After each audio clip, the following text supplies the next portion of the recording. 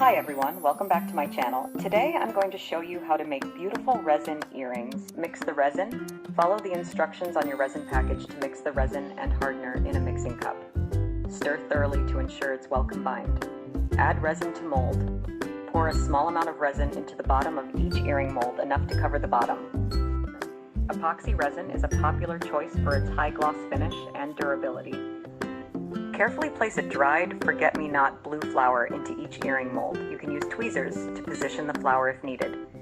Epoxy resin is known for its durability and resistance to moisture, chemicals, and heat.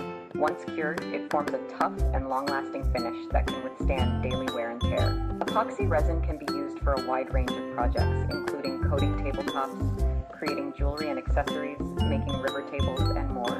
Its versatility makes it a favorite among DIY enthusiasts and artists within 24 to 72 hours, but factors such as temperature, humidity, and thickness of the pour can affect the curing time. Epoxy resin, it's important to follow safety precautions such as wearing gloves and a mask, working in a well-ventilated area, and avoiding direct skin contact and inhalation of fumes. Overall, epoxy resin is a popular choice for its high-gloss finish, durability, and versatility, making it a go-to option for a wide range of DIY projects. Once the resin has fully cured, remove the earrings from the molds. Attach earring hooks to each earring using pliers. Thank you for watching.